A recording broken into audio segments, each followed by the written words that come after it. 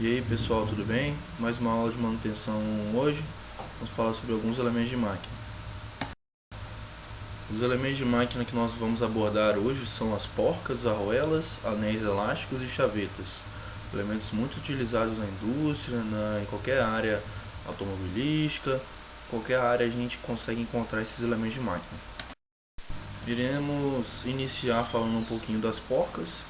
As porcas elas terão sempre uma rosca interna e uma parte externa para fazer o acionamento de folgar ou apertar. As porcas têm diversas finalidades: apertar, fixar. Uma delas também é transmitir o movimento. Por ter uma parte com rosca, ela pode transmitir o movimento se estiver utilizando junto com uma barra roscada, por exemplo. Nesse exemplo, onde a gente trouxe um macaco utilizado para levantar carros, o próprio movimento da barra roscada em conjunto com uma porca, ele dá um movimento ali de levantar ou abaixar esse macaco. As porcas podem ser fabricadas em diversos materiais, como citados no slide: aço, bronze, latão, alumínio, plástico. E também temos alguns casos que a gente tem que galvanizar ou zincar para proteger contra a oxidação. Então, o material da fabricação da porca vai de acordo com a sua aplicação, onde a gente está aplicando. As roscas das porcas, em conjunto com os parafusos também, possuem os mesmos perfis, podem possuir os mesmos perfis, né? Perfis triangulares, trapezoidais, quadrados, dentes de serra e redondos. E também ali eles têm sua utilização, né? O triangular, por exemplo, utilizado em parafusos para fixação de uniões e tubos também. Trapezoidal, utilizado em órgãos de comando de máquina, operatrizes para transmissão de movimento suave e uniforme, nos fusos e nas prensas de estampar. Então, como a gente viu também lá na aula de parafusos, as roscas das porcas também podem ter seus perfis de acordo com as suas necessidades. Para exemplificar, o perfil triangular, perfil mais comum utilizado para fixação de outros elementos de máquina. Trapezoidal, utilizados em máquinas para fazer um movimento suave ali e uniforme, utilizado nos fusos. No nosso laboratório a gente tem como exemplo os fusos dos nossos tornos mecânicos. Perfil quadrado para suportar grandes choques e esforços. A gente tem nas nossas mostras que são presas às nossas mesas. Perfil dente de serra é um perfil que é utilizado quando a gente só tem um esforço em um sentido. A gente pode ter também algumas mostras e alguns macacos ali para içamento de carros. E o perfil redondo, que é o perfil para grandes diâmetros, que deve suportar grandes esforços também. Temos algumas porcas que são de aperto manual, onde a gente não utiliza alguma ferramenta. A primeira delas ali é uma porca borboleta, que ela tem duas abinhas ali e a gente aperta manualmente. Temos a porca recartilhada baixa e a porca recartilhada alta. As duas também podem ser utilizadas, apertadas de forma manual. Um exemplo ali de utilização de porca borboleta é no arco de serra, onde a gente faz o aperto ali, o tensionamento da serrinha através da porca borboleta. Temos um outro tipo de porca, que é a porca cega, que seria a porca cega baixa e alta, que ela não atravessa a barra roscada ou parafuso, não atravessa. Então a gente chama de porca cega porque a gente não consegue ver o parafuso. Bastante utilizada para acabamentos, né? Onde a gente não quer ver a parte da rosca do parafuso ou da barra roscada, então a gente utiliza essa porca cega, onde dá um bom acabamento. A gente deve se atentar bastante também, antes de fazer a fixação com a porca cega, se a barra roscada ou o parafuso não está muito comprido, sendo que se estiver muito comprido a gente vai danificar a porca cega e não vai dar o aperto necessário para fixar o elemento que a gente está precisando. Temos também o tipo de porca que é para ajuste axial, onde a gente tem um eixo de uma máquina e a gente quer fazer um ajuste axial, deslocamento axial. Então a gente utiliza de uma ferramenta em específico, que a gente vai ver na próxima imagem, onde essa ferramenta faz o deslocamento axial apertando ou folgando a porca, que seria essa porca KM.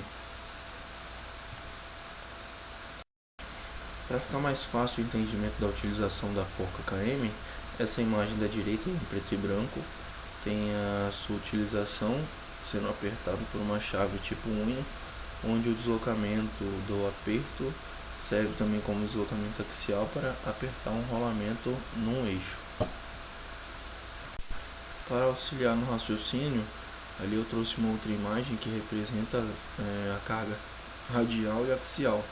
Carga radial, que vem do raio, quer dizer que vem do centro até o raio, então carga radial, e sempre vai formar ali um ângulo de 90 graus. Carga axial quer dizer que está no centro, a carga é feita de forma longitudinal, então é sempre no centro. Temos também as porcas para travamento com cupilhas, que seria aquele elemento de máquina que a gente viu na última aula. Então a gente tem as porcas ali, pode ser travada com fendas, ou também a famosa porca castelo, onde ela tem uma passagem para a cupilha. Então a gente vai ter a barra roscada ali, ou parafuso com furo passante, e nesse furo passante a gente vai passar a cupilha para o travamento da porca. Temos também as porcas mais comuns, que são geralmente utilizadas para fixação, em conjunto com o parafuso, com o mesmo perfil e diâmetro de rosca. A gente utiliza ali para fixação. Temos diferenciados ali a forma de acionamento e o perfil externo, né? A gente tem a porca sextavada comum, a chata, como a gente tem uma largura de porca um pouco menor. A gente tem a porca que seria quadrada, o seu perfil externo, e temos a porca quadrada chata, que ela também tem uma largura um pouco menor. Temos também as porcas para montagem de chapas. Essa porca, o aperto da rosca soberba do parafuso faz com que dê o aperto necessário na montagem das chapas. Agora iremos falar um pouquinho sobre o elemento de máquina chamado de arruela. As arruelas são bastante utilizadas na fixação para distribuir a carga igualmente quando a gente gera algum aperto através da porca, e também para minimizar ali e absorver algumas vibrações de forma com que não deixe o conjunto ali de fixação folgar. A arruela mais comum seria a arruela lisa, onde ela somente tem um furo no seu centro e ela é totalmente plana. Sua finalidade é dividir igualmente o aperto. À medida que a gente aperta ali o parafuso, ele divide o aperto na área de contato da arruela, e também absorve algumas pequenas vibrações para não deixar a porca ali, o elemento de fixação, folgar. Temos uma outra arruela, que é a arruela de pressão. A arruela de pressão é essa arruela que a gente pode ver que tem uma seção circular, mas em um ponto dessa seção a gente não tem a união. Ela é feita deformada para que essa parte onde não tem a união exerça uma força contrária à medida que o aperto é feito. Ela é fabricada em aço mola para conseguir absorver as vibrações e gerar essa força ao contrário para manter as peças unidas e fixadas. Temos também a arruela dentada, que é utilizada para grandes vibrações e pequenos esforços.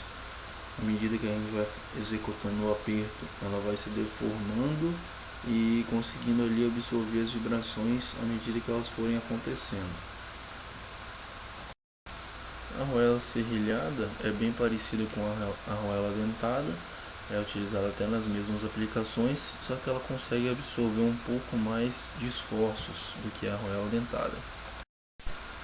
Temos a arruela ondulada, essa aqui consegue absorver um pouco também das vibrações, tem a sua superfície lisa, e por ter essa superfície lisa também é indicada para manter o acabamento da peça, sendo que pela superfície lisa ela não vai danificar e nem não vai marcar.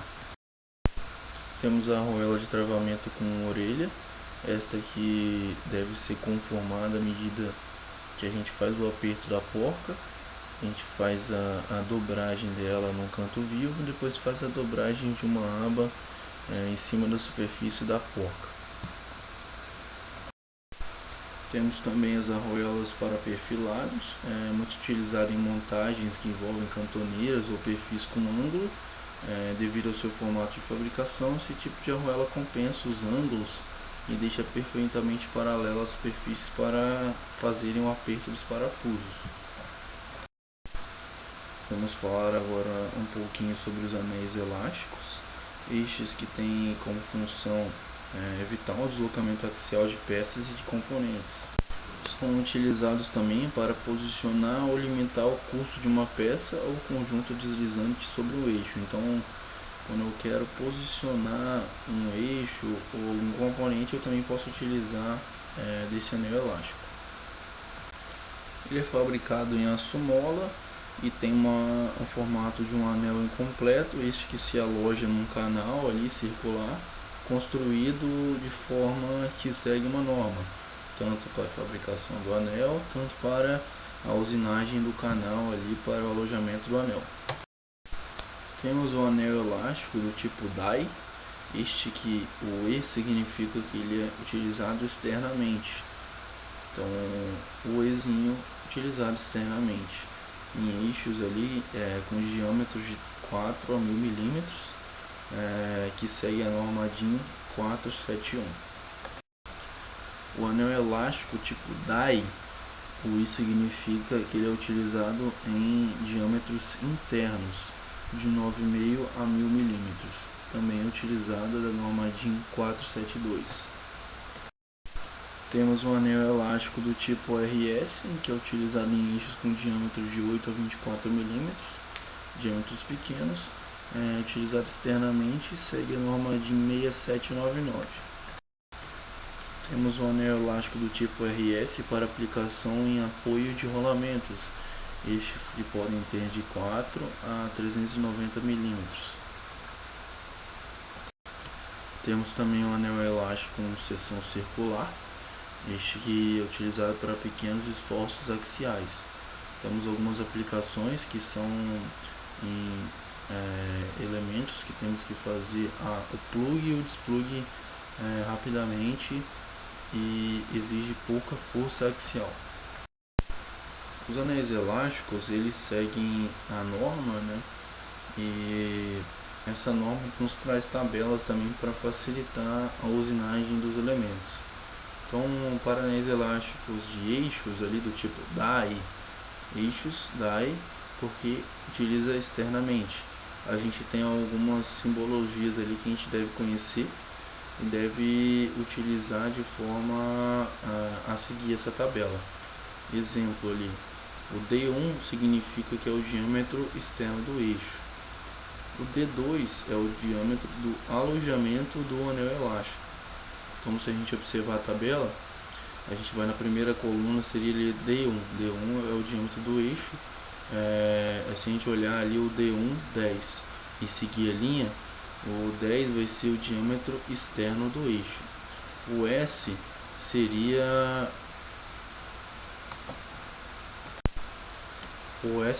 a largura do anel elástico. O D3 ali seria o diâmetro que o anel elástico tem sem exercer carga alguma, quando a gente compra ele da forma que ele vem. O M seria a largura que teria o canal para a entrada do anel elástico. Então, se a gente observar bem, cada eixo ali, cada diâmetro de eixo, a gente vai ter informações necessárias para a gente usinar e também para a gente comprar o nosso anel elástico. Então, se eu tenho um eixo com 10 milímetros de diâmetro externo, o nosso anel elástico ali vai vir com 9,3 de diâmetro interno. Para que isso? Para ele exercer também uma pressão e ficar fixado dentro do canal. Observando a cota D5, são os furos para acionamento do anel elástico. Acionamento que eu digo a retirada ou a instalação do anel elástico. Também temos a tabela para anéis elásticos do tipo die, estes que são utilizados em diâmetros internos. Para nós instalarmos ali os anéis elásticos, colocar ou retirar, a gente utiliza de um alicate específico para esse trabalho. Esse alicate ele possui bicos, e esses bicos conseguem introduzir nas águas ali dos anéis elásticos. Facilmente a gente consegue colocar ou retirar esses anéis elásticos. Falando um pouco agora sobre as chavetas, é um elemento mecânico fabricado em aço e em geral seu formato é retangular ou semicircular. As chavetas geralmente elas são introduzidas numa cavidade de um eixo de uma outra peça, exemplo uma engrenagem, para fazer a ligação entre esses dois elementos e esses dois elementos ficarem unidos de forma que, exemplo, se o eixo girar, também iria girar a engrenagem. Temos as chavetas do tipo cunha, elas possuem esse nome porque o formato geométrico dela é bem parecido com uma cunha. Uma das suas faces ali é inclinada e facilita a união das peças. Temos as chavetas encaixadas, que são muito utilizadas. O seu formato ali corresponde ao tipo mais simples da chaveta de cunha. E para facilitar e possibilitar a sua utilização, o rasgo que é feito no eixo é sempre mais comprido que a chaveta, para facilitar a sua colocação.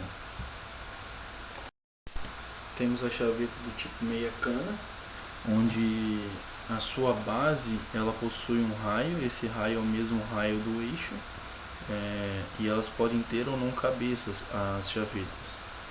Nesse tipo de chaveta não é necessário você ter um rasgo ali no eixo para a colocação da chaveta. À medida com que é transmitido o movimento, é feito pelo atrito, então o atrito entre a parte circular ali, a parte do raio da chaveta e o eixo. À medida que se acontecer algum travamento no sistema, a chaveta vai deslizar sobre o eixo e não danificá-lo. A chaveta plana possui um formato similar à chaveta encaixada, porém a sua montagem não se abre rasgo no eixo, em sim um rebaixo plano.